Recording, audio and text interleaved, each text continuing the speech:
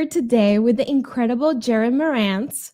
And I have to say, it's such an honor because I admire your work so much. You have no idea. When did you figure out that you wanted to create concept art and just take a direction into this career path? I got kind of lucky. I figured it out when I was really young. I remember I used to go to Barnes and Noble when there were Barnes and Nobles everywhere when I was a kid, and I remember seeing the art of Star Wars, on the shelves. And this is when I was very young, and I always loved these fantasy movies, and I remember my family was really big on like Halloween and all that fantasy stuff. And I figured out that you could actually make a living being a concept artist. So, in the, let's see, as a kid, so that would be in the early 90s. So not a lot of people were connecting the dots that there were people designing monsters and superheroes and coming up with all these cool things on screen. And I always loved to draw. And that kind of put me on my path. I think I always drew, and I was obsessed with writing and storytelling for a very long time, and I just started drawing and even sculpting my own characters when I was a kid. Then I was fortunate enough at the age of 13, to find a school in the Valley in Van Nuys in California, called Associates in Art. And it was at an actual school that was taught by industry professionals. So for the first time, I was getting instruction from people who were really in the industry and really working. And I was able to land an internship in a low budget practical effects house in the Valley called Soda Effects. And I worked on low budget movies, stuff for the Disney channels, a lot of horror film. Wow. Yeah. That's And pretty cool opportunity to have, at such a young age to be able to learn from all these internships, yeah, I right? was very, very lucky to find that because originally I wanted to do everything and I wanted to put, actors in creature suits, and I wanted to focus um, on building these things practically. And it's a lot of sculpting, it's a lot of mold making and fabrication, and you have to learn a lot of different materials. And by the end of it, I came to realize that I cared the most about design, which was, drawing. Hmm. So just to have the advantage of trying a little bit of everything that I thought I wanted to do, and being able to narrow it down to just design was really valuable. I went to school with a Right. lot of people who it took a long time for them to realize, what niche of the art world that they wanted to focus on. So from there, I was able throughout junior high and high school to work on a couple of projects, a few low budget films, all the way till college. I ended up going to Art Center College of Design. Really wanted to focus on drawing and painting and lock down my foundation. My grades weren't great. I was really focusing on making a good portfolio to work with either Stan Winston or Rick Baker, two great practical effects houses and brilliant artists. Stan did Terminator and Predator and Jurassic Park, and Baker did American Werewolf and The Grinch, and just a ton of phenomenal makeup shows. And so I graduated. I had a very solid portfolio geared towards getting that kind of work. And within a week, I was able to land a job at Stan Winston's. Wow. Yeah, again, it's being able to focus that early on your goal. Hmm. It gives you this direct path that I was very lucky to stumble on. And I started working at Stan Winston's immediately in the design room, which was a huge honor, on a low budget effects film called The Deaths of Ian Stone. And I was working on concepts for the what were they called? These wraiths, harvesters. They were called harvesters. And I learned a lot there, and I showed up on the job with just a tackle box full of pencils and charcoal and all of these things that I thought were, the tools of the trade. And when I walked up to the design room, I was so floored by what design had become. And I didn't realize what design was at that stage. So you're talking about like 2005. By 2005, concept art had become very photorealistic. And there was a lot more technology being used to pre-visualize these really expensive, complicated things that were going to be in films, whether they were creatures or robots or costumes. People were taking things really far in Photoshop. They were modeling things out in 3D and rendering them and just creating images that looked like they were straight out of the film. So that was a rude awakening. I was not prepared for that at all. Fortunately, the way I was utilized was to brainstorm and to just come up with a lot of ideas. So I was on a drafting table and I was just doing tons of sketches every day, and then watching what would happen to those designs once they got the okay by the director. Then another artist would take it and might flesh it out in Photoshop, which I didn't really know how to use very well at the time.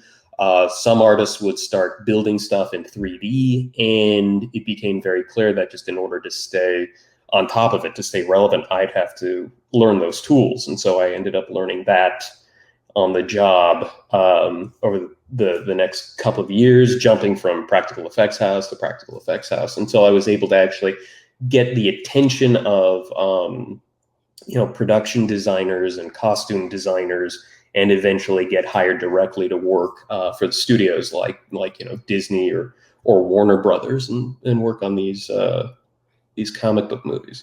I mean, it's incredible the amount of work that you put since such a young age. A lot of people think, oh, it's just luck, or you're just good, but then you network, but then they don't realize the amount of effort that goes into it, the amount of studying that you've done, the amount of classes that you've taken, and the rude awakenings that you've come across your career that push you to continue learning. I do actually believe I've been lucky, and there's that saying, and I butcher it all the time. It's success comes to those who are. I saw it today. Actually, it was like success equals opportunity and preparation, or something like that in that term. So but it's a lot of hard work.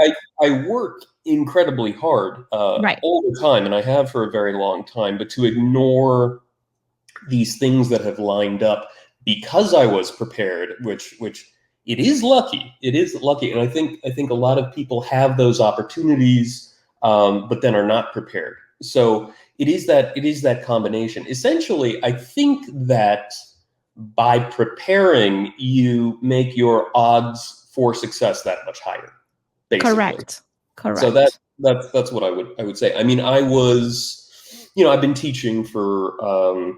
I taught for about a decade, and what I've come to realize is that students have come to me from all over the world at these two different schools. I taught at Noman School of Visual Effects, and then another wonderful school called the Concept Design Academy in Pasadena, and they get a lot of students from Art Center. I went to Pasadena Art Center, and these international students. They have to work a little bit harder in order to get the attention, and then come to LA and be available to work on these projects and to be on site. So just the fact that I was born 20 minutes away from Van Nuys, where all of these special effects houses are, or 10 minutes away from the school I had mentioned earlier, Associates in Art, like that was my neighborhood. Like how fortunate is that? And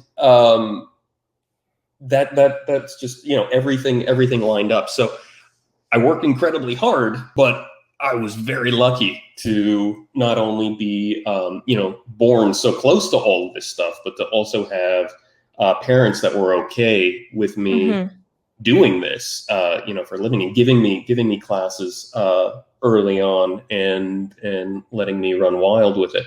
So yeah, there's definitely, again, a lot of hard work, but Right.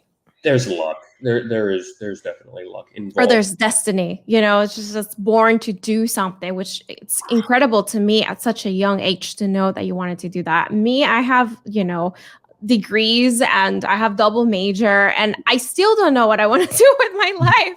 So I always admire people that know what they want since they're little. And you're one of those people and a perfect example of success because of that. Currently, when you teach, do you take in mentors?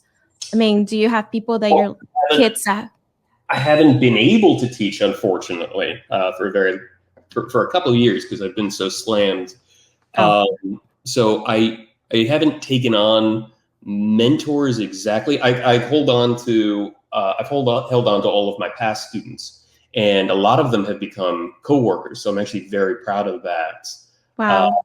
It's a very bizarre thing because, within the course of 10 years, a lot can change. Mm-hmm. And, one day you have this kid in your class, and then the next day he's sitting next to you on a huge project. And that's happened a couple of times. And it's something I'm grateful that I had the position to help a person achieve those goals. But no, I have not been able to teach directly in maybe 3 or 4 years. I'll do workshops every now and then, but I do miss it. I've just been way too slammed with work and family. Hey, Jerad Marantz. I'm Brian. Big fan of your work. My question is, what advice do you have for the artists that want to dedicate their lives to these kind of jobs? And I've added a couple of his work, so you see, like he did. Oh. He's really good, very talented. Obviously, admires your work so much. The first thing that a person wants to do to become a concept artist is really focus on the foundation. So it's actually years of studying figure drawing, anatomy, learning how to paint traditionally, even landscape painting. I have, 2 focuses. I do, superhero costumes, and I do a lot of monsters. So it's good to be able to have range, even more range than that. So, I would recommend being able to draw everything, and you have to draw every single day. I think a lot of people get distracted by the technology out there. When I started this pursuit of being a concept artist, the path was very clear. Photoshop wasn't really around. People were doing concept art by, primarily drawing on paper, Xeroxing the paper, and then doing like marker work, or working in, other traditional mediums like acrylics. So I had to learn, the foundation, and actually mix paint and draw with, real materials. And, that's kind of going away. And it's a bit of a problem. So I would recommend to anyone that wants to pursue concept art to work on their foundation. If they want to be a creature designer, you also have to study multiple, mammalian anatomy. You have to do tons of drawing. Instead, go to the zoo, draw from life as much as possible. It's a long path, and my biggest recommendation would be to put the technology down for a little bit and draw and paint as much as possible. That's the one thing that you're not going to be able to master quickly. You can master a program quickly. There's always the nuances of a program that you're constantly learning, but for the most part, you can figure out Photoshop in a week. You can figure out. I use a program called ZBrush to model everything out. The very first time I used that program, I was actually able to use it effectively simply because I was able to compensate with my foundation and make whatever I did in ZBrush work in Photoshop using my knowledge of traditional painting. So yeah, put Photoshop down. You can draw on your iPad, you can draw in Procreate, but it is very important that first and foremost you have a solid foundation, because once you start working, it's going to be very hard to go back and get that foundation back. I've made several mistakes in my education, and because I was so aware of what the industry was looking for at the time, I fought a lot of my education, especially in school, and on the job I had to relearn some stuff or just get better at things that I neglected. So it's a cautionary tale. Really learn how to draw, learn how to paint, understand drawing objects in perspective, no perspective, 2-point perspective, 3-point perspective, be able to draw a city. All of these skills will help your work, and then you'll be so much more able to use the advanced tools with ease if you have that foundation. And I'm envisioning all of this, and it's so true. I mean, you're working with a studio, they want changes here and there. It would take you a long time to re-Photoshop or create something versus, this is an idea, brainstorm I have, I'm going to draw. And then from there you take. And so it makes a lot of sense. So yeah, Brian, get to drawing. What was your first big job? The one that you're like, I'm making it from here on. This is it. Like my career is completely going uphill from here. Every moment in the beginning seemed like a big deal. And I think if I had to put my I don't know, when I landed my internship at a low budget practical effects house in the Valley, it was a great place. They didn't work on the biggest budget things, but I could tell that I would learn things that would take me. So I always kind of looked at stuff like it was a step. When I was no longer at Stan Winston's, and I was walking around, I basically hit the pavement. One of my first misconceptions was that I thought when I got the job over at Stan Winston's that I'd be there forever, and I came to realize that I was a freelance artist. They weren't going to hire me full time. So my time was done on the show, and they kicked me out, and I ended up visiting other practical effects houses and doing the rounds in the Valley. And then I eventually ended up landing a video game gig during the writer's strike that I was there for about a year and a half. Then when that wrapped up, I ended up working for a visual effects house that specialized in design, and they had me on 2 films that were pretty big, and it was Clash of the Titans and Green Lantern. I like Green Lantern. I don't know, like a lot of people don't, and I'm like, I don't know what's wrong with you. No, it gets a lot of flack, but I was very excited because that was my first. I think that was my first big comic book movie. I did some work on the Wolverine, X-Men Origins Wolverine, and I was really excited. I did some initial sketches for like the Blob and trying to figure out Wolverine's bone claws and stuff like that. But I think it was Clash of the Titans where I felt a bit of a turning point. I'd done a lot of the creatures in that film, and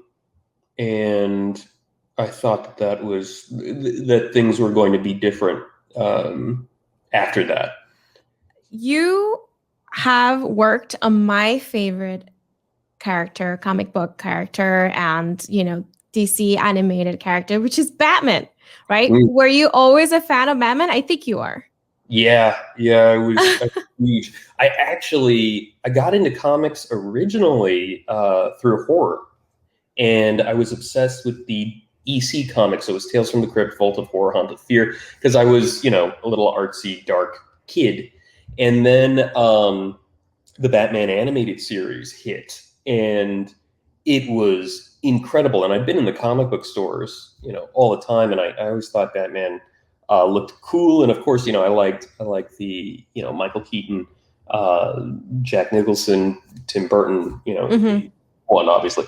But then it was the animated series that got me just hooked completely, because for the first time it was animation that was serious, and it was kind of geared towards a young audience, but it did not pander to a young audience. Like, it was drama, and it was just so beautifully done. And so I remember coming home from school and just watching them and absorbing them, and then just wanting so much more. And so I then ended up getting into the comics, and so that was my gateway into specifically the DC universe, because Batman was it for me, and he's my absolute favorite comic book hero. I mean, you can't really get better than that. I know, you can't. Yeah, it was just hands down. He's absolutely the best, and I love all the versions of him. And it was incredible because the animated universe was so strong that it really had an impact on the canon. We got Harley Quinn because of the animated universe. We got Batman Beyond because of the animated. Oh, what a great show! Oh yeah, and I would watch those over and over again. And then, as I said before, that got me into the comic book stores, and it was a very weird time because this was, again, early 90s, and Batman was getting his ass kicked by Bane, and it was the whole Nightfall series, and so it was just so riveting and such an exciting time to watch the animated series and then see what was happening to Batman's legacy is Azrael is becoming Batman, and he's kind of screwing it up, and Batman's coming back, and then of course poor Superman's dying, and these were all these things that were happening when I was just getting into it, which is so funny because those films that I worked on kind of touched on a lot of the comics that really excited me when I was a kid. I remember reading The Dark Knight Returns to pieces. And oh man, I wasn't allowed to see R-rated films when I was a kid, but my parents weren't very careful with my comics. So, I went through 2 copies of The Killing Joke, and just over and over and over again. It's one of the darkest, most wonderful Joker stories. And yeah, I was obsessed for a very long time. Then of course college happened, and I kind of fell out of comics for a while, but I got all the greats. A lot of Frank Miller. There was a ton of Frank Miller comics. So did you ever draw Batman before? No. No. Why? Well, I was my career is kind of a byproduct of trying to do my own thing. So my portfolio, when I was, getting work, was all of my original stories and concepts from my stories. So if anything, these incredible characters had an influence on me in terms of telling stories, and of course artistically how they were executed. But anytime I was drawing for myself, I was drawing my own heroes, my own monsters, and stuff like that. So I was very lucky. No, that's I mean, how amazing did you feel when you landed that work with Batman versus Superman, and they said, hey, we want to recreate basically Frank Miller's Batman? Yeah. I cried. I have to tell you, when I saw the metal suit when he's fighting Superman, I cried because you did such a fantastic job with the suit. And then just right now, thinking about it, it just gets me chills because it's so epic. I was obsessed on that show, but I'm not the only person on the show. I'm specifically brought on as a concept artist. So I was working with the costume designer Michael Wilkinson, and a team of other very talented artists. My buddy Constantine Sakaris, Warren Manser, Keith Christensen. That was that team. That was the first team on Batman versus Superman, and the way that it works on these shows, same thing with Marvel stuff, is oftentimes we all tackle these designs. And then, the artist whose work resonates the most with the director ends up taking that character while the rest of the team, moves on to other characters. So I put everything I had into Batman. And I was fortunate enough to be able to spend the majority of my time on that show. Keith Christensen did a lot of work also, on the Batsuit, and it's all under costume designer Michael Wilkinson. But I was very fortunate that my work resonated with Snyder, and I ended up holding on to him for a while. And this suit, I loved working on this, and it was a great place to be a nerd. That was the very first sketch. I took this design this far, and then we kept refining the Batsuit. So I took it this far. I ended up building a model.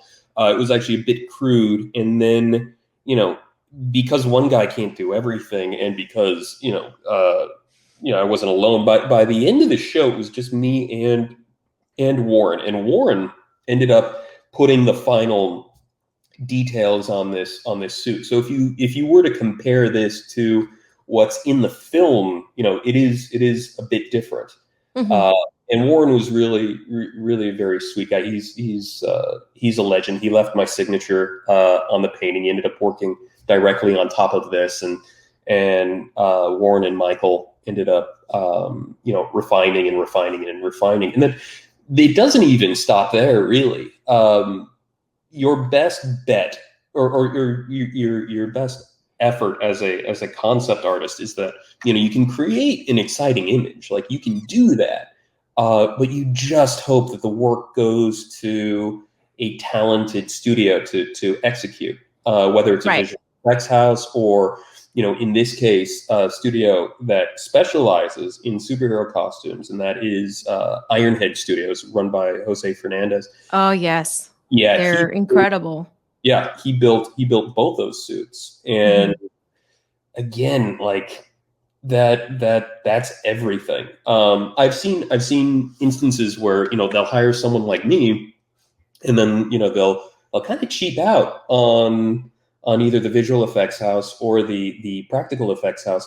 And it was pointless hiring me. Like, why are you going to hire me if you're not going to give the work to someone who can take it that much further? So really, in terms of this relay race of this process, I'm at the beginning, working with the director and the costume designer, and then I send my JPEG out, and I hope it's executed well. And I couldn't have been luckier. The fact that it landed at Ironhead, it doesn't get really any better than that. The interesting thing, specifically Batman, is so my first week or so on the show, Michael Wilkinson gave me some notes, and he wanted to see all these different types of Batman. So there was like a technology-based Batman, a modern tech, version, a future tech version, stuff like that. And so, I was busting out a lot of options before, we ever knew that Snyder wanted to go Dark Knight Returns. And then as soon as he said Dark Knight Returns, I knew it was just going to be, a home run. Like you can't beat that. It hasn't been done before on screen, and the fans would go nuts. So it was just an amazing experience, and a tremendous. It was a little stressful, you want the fans to be happy. I obviously wanted to be happy, And yeah, it was quite an extensive journey. I was also on other characters as well on that show. I get it a little confused with Justice League sometimes. Right.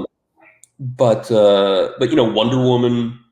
I spent a little bit of time on her. I spent a little bit of time on Aquaman. I spent a little bit of time on Flash and Cyborg. No, Cyborg was just Justice League. But at one point, I was juggling and making changes and adjustments to all of them, and it was a very exciting time. Yeah, That's but amazing. I was very lucky to just primarily be on Batman. I wanted that pretty badly. And the tactical suit also was absolutely spectacular, mind-blowing.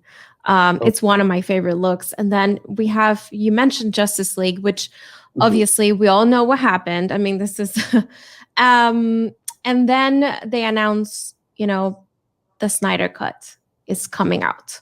So for you as an artist that you worked on these New Gods designs, which are really important in the DCU, like Darkseid, Darkseid, Steppenwolf, which they changed completely. And how did it make you feel before and then after the fact when it came out?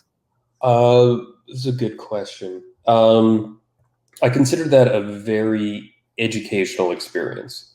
Working on Justice League was one of the most fulfilling experiences of my career. It started off in LA, and we had a great team: Constantine Sekiris, Phil Boutte, Ian Joyner was on there. All very good friends of mine, and we were working very hard on the Warner Brothers lot in Zack's space. And then the production moved over to the UK, and I was lucky enough for them to want to take me with them. So I ended up flying to the UK, and they put me up, and they flew me business class. I remember that because that was the first time I'd ever flown business class, and man, it is so much better. It is. That really messed me up because I'm not. Now it's like business class. Yeah, only. Either. Hopefully, you can always do it again, but it destroyed Coach for me because the absurdity of how much nicer it is and how pleasant flying can be. I've never been exposed to that before, and I remember actually feeling a little guilty about it. But anyways, it's a long trip too, though. It is. That's important. Very comfortable for the first time in my life on an airplane. I remember my wife wanted to visit me in London, and I could not. I ended up shelling out and flying her business class because I could not. I would feel too guilty putting her through. It's just, anyways, whatever. Okay. You can do it, but it will destroy flying on planes for you. Like, it's just, now every time I fly, either it's ridiculously expensive or it's not. It's just painful. Anyways, who cares? No one cares about that. They do. And then we ended up going to the UK, and that team was incredible. Just to name the artists, there was Brooke Dibble, Mark Trunk, and Andrew Hodgson. Very talented guys, really sweet, amazing artists. While I was there, I continued to refine the tactical suit, work on the New Gods, and just tons of work I think I was there for maybe a little over 3 months. And again, everyone was like super sweet, really nice. And then after that, I think I ended up spending an extra month back in LA on Cyborg, if I remember correctly, just wrapping up some stuff. But it was an amazing experience. Anyways, the original experience was incredible. I worked harder on that than I had on anything before. Really pushed myself nights and weekends, and then the film got released, and it was very disappointing. It's not, it wasn't what I worked on. I knew that that it had changed drastically. It was cool to see, a lot of the work was still in there, but it represented and became this lesson to me of like, I play my role. I'm not in control of a lot, and anything can happen. So it put the job in a bit of a healthier perspective for me, and so I was able to carry that and and kind of apply that to work and working, healthier, and not upset too much, and not putting 120% in everything. So that was bittersweet and beneficial, at the least. Another thing that it actually did, the funny part was right after I was done with Justice League, I ended up doing Avengers Infinity War and Endgame. And the fact that I had already done all of this work that I was very proud of on, Justice League, and it made me a bit more relaxed on Infinity War, because I thought, well, if I get nothing approved, it doesn't matter. I've already done, a big comic book movie, and and it's going to be amazing, and everyone's going to love it. So, who cares if I don't, nail these designs? I mean, you're working on Thanos, okay? So this is such a big deal. It's huge. Yeah, it's huge. So that actually calmed me down a little bit, because I was like, as I'm working on it, preparing, myself for, my inevitable failure, I'm just like, well, whatever. I got to work on Darkseid. So if I don't get it, it doesn't matter, And then anything that landed on my desk was like, well, I got to work on Desaad. Who cares if I get this approved, or whatever. So I was healthier on that one than I was definitely on Justice League. So yeah, it kind of put me in a healthier place as an artist. And then all of this rumbling about, the Snyder Cut, I never thought that any of that would see the light of day. And I remember people would contact me on, Instagram and social media, and they'd be bugging me about it constantly. And, yeah. And yeah, I bet. I didn't think it was going to happen. A lot of people were bugging me to release Darkseid for a long time, and I started to pay attention, and it was getting a lot of traction. I was like, oh, I better not show anything, because then it'll ruin it if this ever happens, which seemed unlikely for the longest time, and then it happened, and it ended up being like this crazy 4-hour, brilliant thing. That's very odd. That never happens in film. There's so many comic book movies that we hear about that never happened. There's Tim Burton's Superman, or what's his face's Dune. I forgot the name of that director's Dune. There are all of these like canceled projects that you don't expect the stars to align and something like that to happen. So it was crazy. It's kind of nice not to carry. It's nice not to have that in the back of my head anymore. I was like, oh, what could have been, now it's out there. And so that's actually very cool. But also for you as an artist, I mean, you spend so much time designing Uxas. I can never say it like right. My Spanish, and then mixes with what I think it sounds like. Darkseid, like the Steppenwolf, which you use ZBrush, right? For it. It's so funny you were saying that.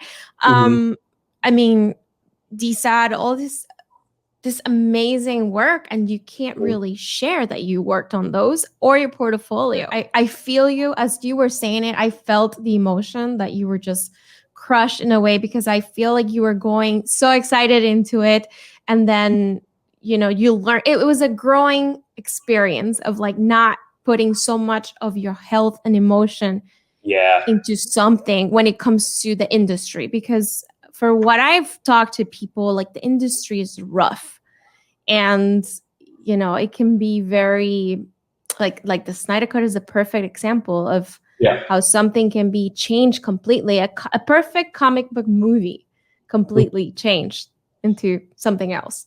And now the whole world gets to see it. And Yeah. I mean, the amazing feedback that you've gotten from Steppenwolf design to Darkseid, how does that make you feel?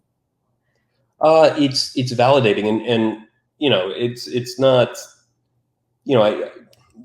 it's a group effort coming up, with these characters. I mean, you're getting direction from, again, Michael Wilkinson and Zack Snyder himself. The funny thing about those characters is, I've done a lot of monsters and big CG characters in the past, and those actually went pretty quickly. I was surprised, just the turnover on, like, how close we were able to get early on. Like, there wasn't a huge turnover on these images. Like, we were surprisingly close in the early passes on these characters.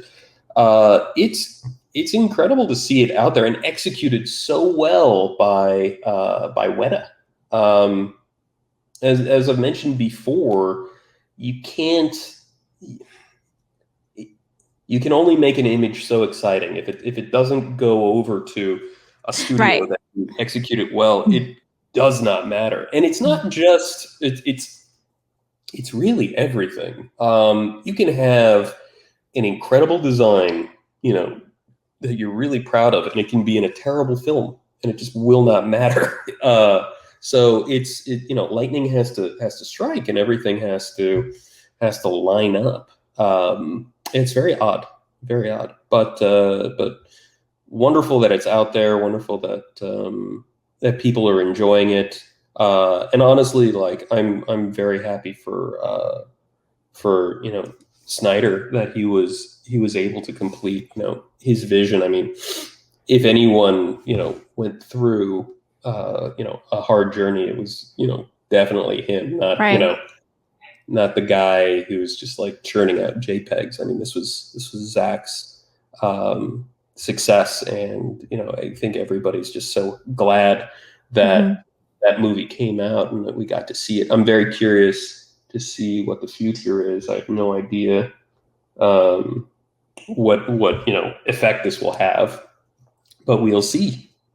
I mean, it's everybody wants to continue the Snyderverse. It's something that, we the fans keep going, because I know Zach had mentioned he wants to go all out, talk about DC characters that we love, and the Furies, all this stuff is like surreal to me, that finally to have it on the big screen. And so we're supporting Zach till the end, and I hope really that obviously he brings you back, because you're a big part. And Michael, obviously the custom designer, who is a legend, obviously continues to work with you, because you worked together in BVS, and then he brought you into Justice League. So I'm assuming if there is a future, I know you will be there. Michael's really one of the best. Oh my gosh. I've really enjoyed working with him over the years, and he really knows what he's doing. So it was an honor working with him on these characters. Can I ask about Steppenwolf's little spider friend? I didn't do it. I was surprised. Did you expect that to happen? Just come out of his suit? No, because I mean, I wrapped on the project, and then I met Marvel, and I was working on a couple of Green Lantern things, and then the project just kind of got off my radar. So the spider thing, I had no idea that was even going to happen, which is kind of exciting for me, because the one side of working on all these great films is that there are these big moments in comic book movie history, and for me, I know what's going to happen most of the time. So when something pops up, it's exciting. I can switch from being an insider to just an excited audience member. So yeah, that I didn't see that coming. So that was cool.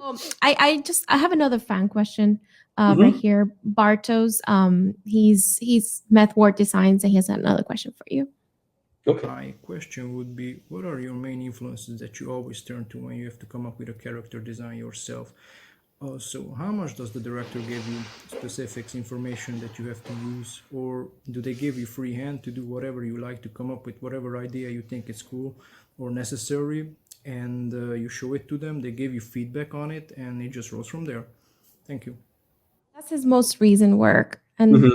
I don't know if you can see it. Maybe I should put it like that. No, it's the Yeah, same that's size. cool. That looks like it's all painted. Yeah, he does that. And then this is some Photoshop, Mm-hmm. and then this for, I think it's Dune, right? I think so. Maybe if that's Oscar Isaacs. Yeah, that's probably Yes. him. Yeah, that's cool. Yeah. Nice. Okay. Well, the question is that's a good one. So it really depends on many things. Sometimes when I come onto a project, there is an idea, there's a direction, and oftentimes there isn't. When it comes to comic book characters, oftentimes the director will show us his favorite versions of those characters. So, with Snyder, mentioned The Dark Knight Returns. That was the jumping off point, and it was simply a matter of bringing that to life. What would the materials be? How would it fit? Ben Affleck. What would it take to make that thing real? So that's a very clear, direction. Whereas with Steppenwolf, I remember that he was alien, and I remember Michael had found an image of some organic hexagonal armor thing online, and we started developing, the look of the armor based off of that. But, as to, what kind of alien he was, I remember just, riffing and coming up with the sculpt in ZBrush. And the body didn't really change that much. The horns on him changed. At one point, he had these hammerhead horns that I really liked that I did in the beginning. And then I think a video game had come out, and I had to change them, and I ended up doing that horn shape, which is actually closer to what was in the comic at the time.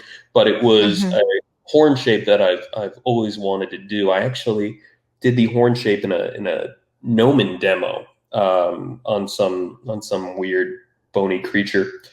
So I've always had that in my back pocket, and I thought that would work, and so that got approved. And then just refining his. I didn't remember doing some face options or whatever, but yeah. So there wasn't a lot on Steppenwolf to begin with, so it was really just a matter of trying stuff and seeing what Snyder would respond to.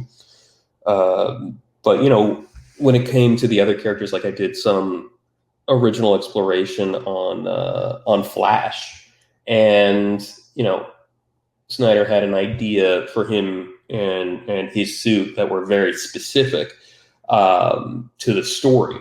So yeah, these were very early versions. I mean, you can see some seeds that landed in the final design. But I started on Flash. I was working on Flash for a while, and Michael took me off of him to focus on Cyborg. So Cyborg was pretty hard to crack. So I ended up taking Flash that far, and then moving on to Cyborg. And beautiful designs. Oh. These are masterpieces. Those are time consuming. I'm sorry? They're time consuming. I bet. Yeah, it's kind of hard. But you notice, so because Cyborg is formed by the mother box, the technology had to be similar between Cyborg and Steppenwolf. So I ended up using some of the same brushes. That's how I did Steppenwolf. Is I created these brushes in 3D that were like chains of geometric shapes that I was able to trace over the body of Steppenwolf, and I ended up doing the same thing on Cyborg. So you can see all of the like little pieces in Cyborg are actually very Steppenwolf-like because it's the same technology. So yeah, that was Apocalyptian. Yes. Is that how you? Yeah, and yeah, that This took is a while. But yeah, you can see the same shape language in so cool.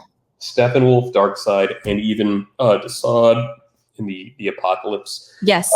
Priests, like it's all very consistent, which is something that I'm very happy that was accomplished. That sometimes falls apart in films when you're designing a culture.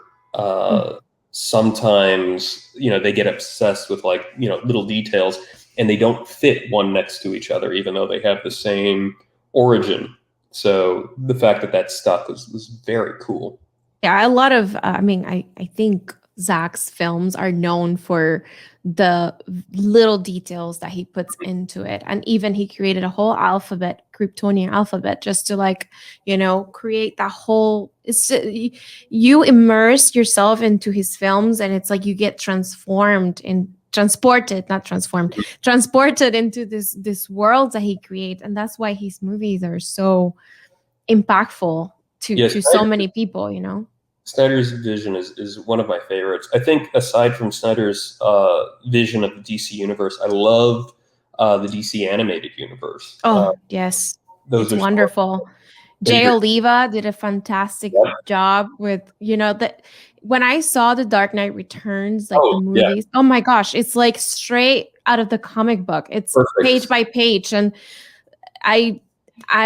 he's my favorite director. Like when it comes to that, and Flashpoint is another one of his movies. And I know he was there with Zack and Chris Terrio, amazing screenwriter, and Zack has a good team of people. And so everybody that surrounds Zack is just absolutely incredibly talented. Yeah, Olivia is one of my favorite directors. Oh my gosh, he really is.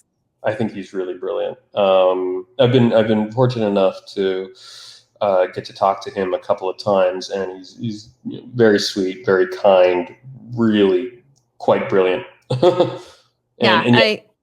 Flashpoint might actually be my favorite DC film. Like I don't know.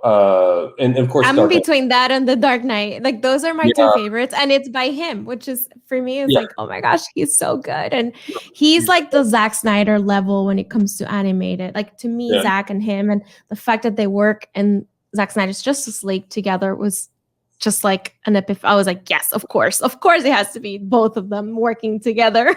That's why it's so amazing. And the movie is full of little comic book details, and even BVS, like I was saying before, The Dark Knight Returns, you can see the fight with Superman. I mean, there's so many influences when it comes to that, and it's so many moments like right out of the page. It's like right out of the page. Interesting. It's just like, oh, I know that frame. I get chills. It's a beautiful project that you got to work on.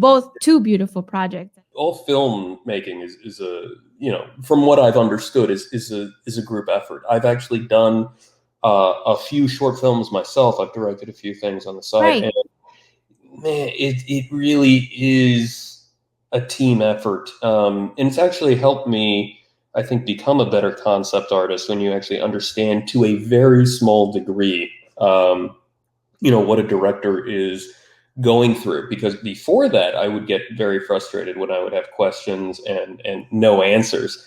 But when you're on the other side of it and you're steering, the ship, it's hard to keep all of that going and to juggle all of those things that it takes to actually steer the ship and make a film. It's an incredible task. Do you want to continue doing that? Is that something you want to? I do. I like writing and directing very much. It's much harder and much more artistically fulfilling.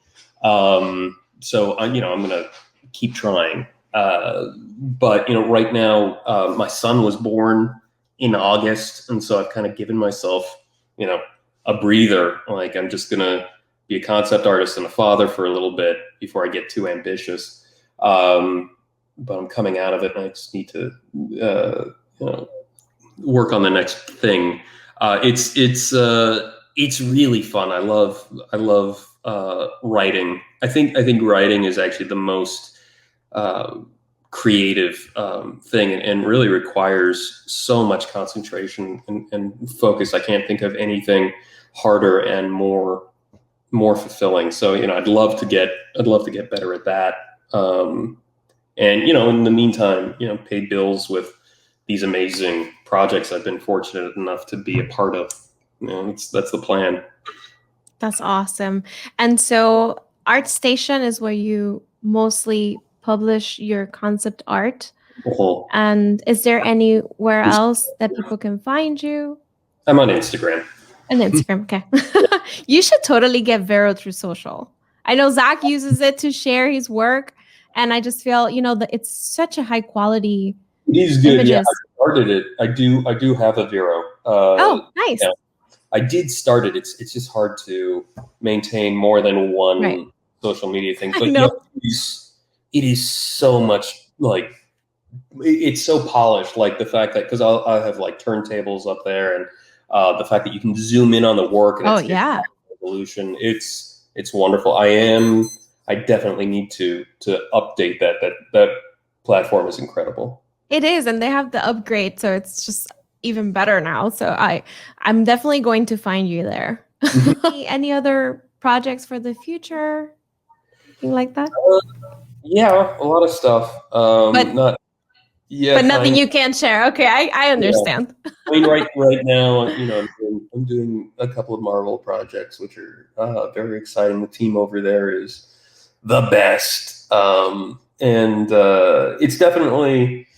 They've definitely contributed to my humbleness, because everyone is just so talented, and to just be one of many, capable. Like, the people there are either just as good or better than me all the time. So to be around that nonstop, it really puts you, mentally where you should be. It definitely puts you in your place. And it's something I definitely cherish. It's a phenomenal team. I actually wanted to ask you about your film. Yes, yeah. Well, there's a short film. I think we're going to try to hit the festivals that I did recently with my very talented wife, Courtney Dell, called Shelter. It's a 20-minute horror film about 4 people who get stuck in a bomb shelter with a ghost. And it's like a really fun Twilight Zone episode. It was an ambitious project. It was something that I always wanted to just get something made. So I wrote that one. I came up with the story, wrote that with my wife, and she stars in it. And I shot it with a really good team. And we're either going to hit the festivals, or we just might release it on Amazon. And then. Yeah, there are a few other ideas, things that I've started that I'll probably get back to as soon as things slow down a little bit. Pitching, I have an animated series that I've been trying to get off the ground for a while, and I might be pitching that soon. It's just juggling that and multiple projects has been very challenging. And of course, family, right, of course, family comes first. So it's yes, definitely. This was so generous of you to talk to me, to get to talk to some of the fans, Brian and Bartos, and of course to share your journey as a freelancer artist and give all this amazing advice to many people that truly admire you. I mean, cosplayers admire your work, and I know artists, and I see all my friends follow you. It's like literally like all of them. I've been really impressed by cosplay. There's so much amazing work. A lot of these guys could be actually working in, studios like Legacy and Ironhead and Film Illusions. Like those skills are in quite a bit of demand these days. But it's really impressive to see how far people are going with it. Are you planning to go to a convention when COVID gets better? Yeah. When it goes better, I tend to be a little quiet at conventions. I do get a kick out of asking people to take pictures of them in costumes that I've worked on. I never tell them that I did it. But it's always just very, it's funny for me. I have a photo of my wife who dressed up as Poison Ivy next to a guy who did a really good Batman armored suit. And my wife's like, "Oh, we should tell him." I'm like, I don't know. But it's really impressive just to see, what they've done, and what's happened to Comic-Con over the years is just bizarre. From the early '90s to where it was pre-pandemic, obviously. It's just this massive thing. I tend to be I tend to feel a little claustrophobic in there, on the ground floor. Yeah, I feel you. I get like that too. Yeah, but I do enjoy it, and I love Artist Alley. I love seeing what people are doing. They're selling their books, and it's always very exciting. The displays are nuts, and I do miss it. I can't wait till the world comes back to normal, and who knows? We might actually be able to do it sooner than we think. Hopefully, right? Yeah, with the vaccine, hopefully we can go back to conventions. And thank you so much for your time. Very excited to see all the future projects, and hopefully, like I said before, the Snyderverse gets restored, and we continue to see your amazing designs throughout this whole Snyderverse. That would be. I would love to keep working on this stuff. It's really fun. Yeah. Take care. I don't have a goodbye mode. I don't know, like a sign. So we just wait for now. Bye. Waving is good.